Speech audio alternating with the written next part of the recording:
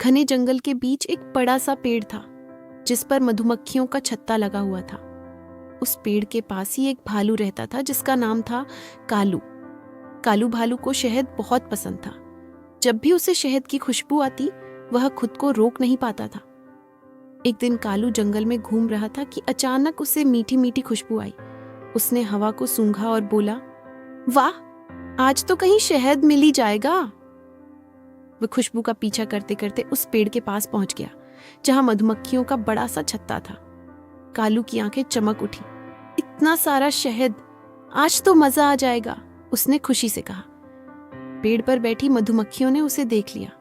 उनकी रानी बोली, सावधान रहो, ये भालू हमारे छत्ते को नुकसान पहुंचा सकता है। एक समझदार मधुमक्खी आगे आई और बोली, भालू भाई, अगर तुम्हें शहद चाहिए तो थोड़ा इंतजार करो, हम तुम्हें थोड़ा शहद दे देंगे, लेकिन हमारा घर मत तोड़ो। लेकिन कालू बहुत लालची था।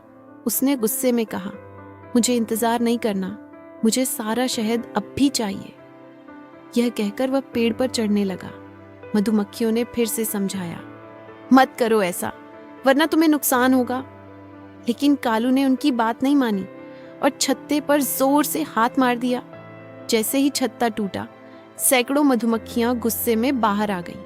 हमारा घर तोड़ दिया, अब इसे सबक सिखाओ, रानी मधुमक्खी ने कहा। सभी मधुमक्खियां एक साथ कालू पर टूट पड़ी। वे उसे काटने लगी। ओ बचाओ, कालू चिल्लाने लगा। वह पेड़ से नीचे कूद गया और जंगल में भागने लगा, लेकिन मधुमक्खियां उसका पीछा करती रहीं। कालू दर्द से परेशान होकर एक नदी में कूद गया। पानी में जाकर ही उसे थोड़ी राहत मिली। कुछ देर बाद जब वह बाहर आया तो उसका शरीर सूज चुका था। वह बहुत दुखी था। उसे अपनी गलती का एहसास हुआ। काश मैंने उनकी बात मान ली होती, थोड़ा शहद मिल जाता और मुझे इतनी तकलीफ भी नहीं होती। अगले दिन कालू फिर उसी पेड़ के पास गया, लेकिन इस बार वह शांत था। उसने विनम्रता से कहा, मुझे माफ कर दो, मैंने लालच में आकर तुम्हारा घर तोड़ दिया। अब मैं ऐसा कभी नहीं करूंगा।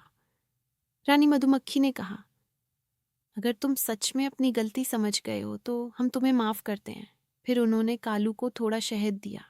कालू ने मुस्कुराते हुए कहा, अब मुझे समझ आ गया है कि लालच बुरी बला है। उस दिन के बाद कालू कभी लालच नहीं करता था और हमेशा दूसरों की बात ध्यान